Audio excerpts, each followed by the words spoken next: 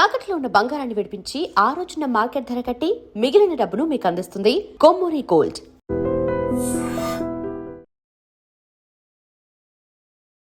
నమస్కారం. ఐడ్రీమ్ ప్రేక్షకులకు స్వాగతం, సుస్వాగతం.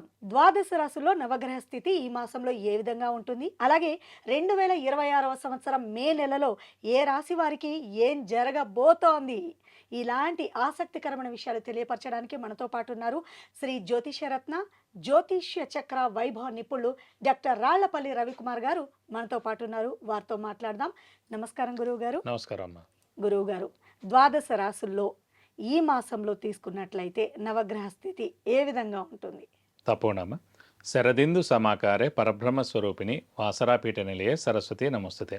ఐడ్రీమ్ ప్రేక్షకులకు నమస్కారం. మామూలుగా ఏంటంటే ద్వాదశ రాశుల్లో నవగ్రహాలు ఎక్కడ ఉన్నాయో తెలుసుకుంటాం. తెలుసుకున్న తర్వాత ఆ స్థానాల్లో ఆ గ్రహాలు ఉంటే కనుక ఈ మాసం అంతా ఏ ఫలితాలు ఇస్తారో ఏ రాశులకి దాన్ని బట్టి మనం తెలుసుకోవచ్చు అన్నమాట. దానికి ముందుగా ఏంటంటే మనకి సూర్యుడు రవిగ్రహం వచ్చేసి మనకి మే 15 నుంచి ఏమో మనకి వృషభ రాశిలోకి వస్తాడండి. సో మే 14 తారీఖు దాకా మటుకు మేషరాశిలోకి ఉంటాడు. సో ఏప్రిల్ 15 టు మే 14 మేషరాశిలో, మళ్ళీ మే 15 టు జూన్ 15 దాకా ఏమో వృషభ రాశిలో ఉంటాడు.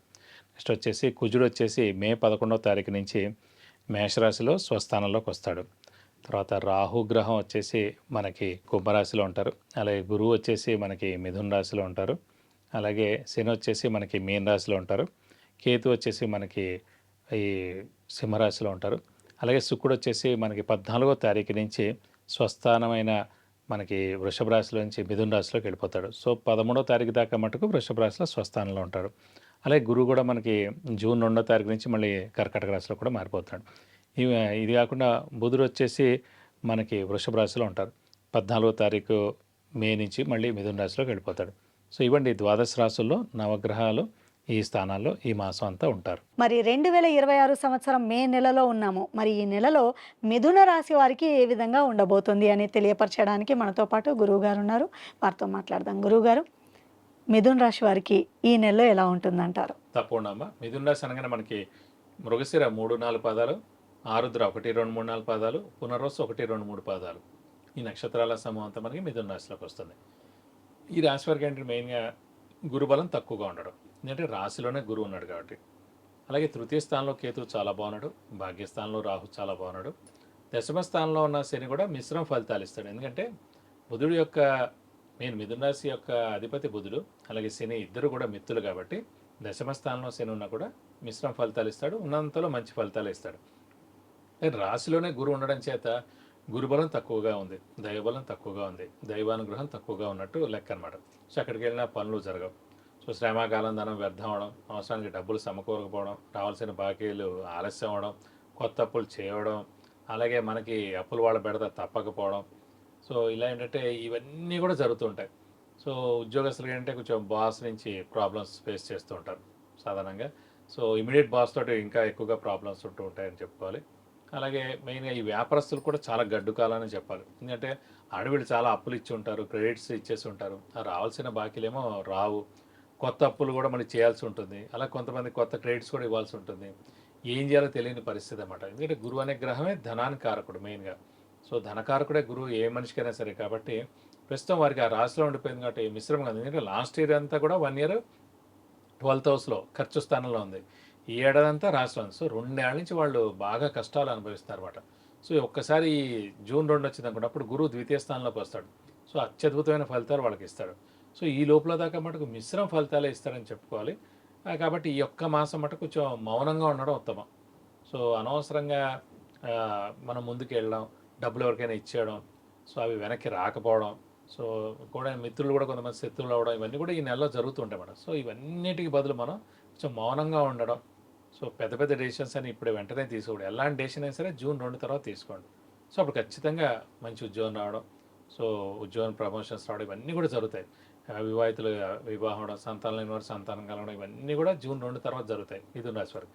సో ఒక్క నెల మంది కాదనుకున్నాం అనుకోండి, ఇవన్నింటి మనం దాటేసినట్టు చెప్పుకోవచ్చు.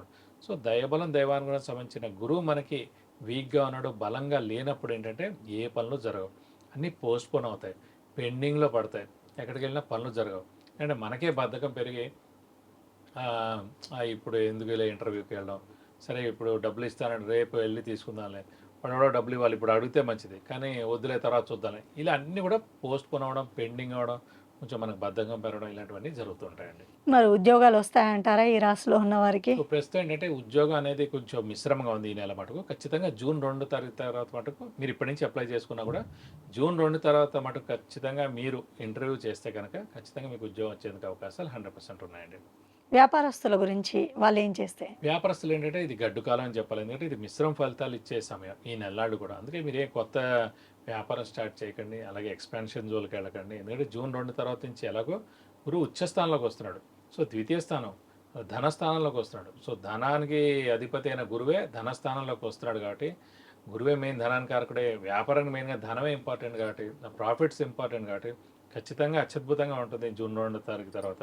కాబట్టి ఈ నెలనాళ్ళ మటుకు వ్యాపారస్తులు సరే మిశ్రమంగా ఉండండి, మౌనంగా ఉండండి, ఎక్కువ పెద్ద పెద్దవి ఏవి కూడా టేకప్ చేయకుండా ఉంటే ఉత్తమం. ఇక పరిహారం గురించి చెప్తారా గురువు గారు? వీరు కూడా అంటే ఈ ఒక్క నెల కొంచెం గురుబలం తక్కువగా ఉంది కాబట్టి వీరు కూడా దక్షిణామూర్తిని మరియు దత్తాత్రేయ స్వామిని ఎక్కువగా ఆరాధిస్తే మంచిది. ప్రతిరోజు దక్షిణామూర్తి మరియు ఈ దత్తాత్రేయ స్వామి అష్టోత్తరం చదువుకుంటే చాలా మంచిది. ప్రతి గురువారం దత్తాత్రేయ స్వామి టెంపుల్కి వెళ్ళి 41 ప్రదక్షిణాలు చేస్తే మంచిది. అలాగే వీలైతే కనుక వారికి అర్చన కానీ అభిషేకం కానీ కూడా చేస్తే మీకు అన్ని విధాలా మంచి చేకూరుతుంది. చాలా చక్కగా తెలియపరిచారు గురువు గారు. ఉద్యోగ వ్యాపారాలు రాణించాలంటే ఏం చేయాలో పరిహారాలతో సహా వివరించారు మా ప్రేక్షకులకి.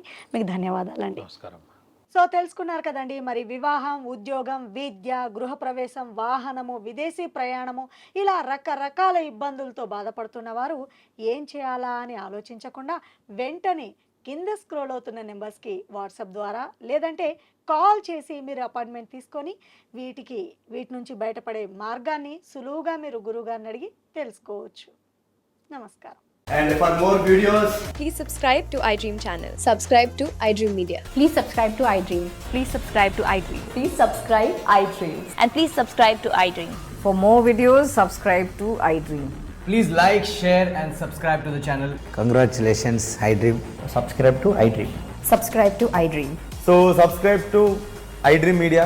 iDream ki iDream team andarki huge congratulations. Please subscribe iDream Media. Please subscribe to iDream. Subscribe iDream. Please subscribe to iDream. iDream అంటే నా కళల ఛానల్ను సబ్స్క్రైబ్ చేసుకున్న నోరు తిరుగుతలేదు, మీరైతే గంట గుర్తు కొట్టండి. For more such videos, please subscribe to iDream.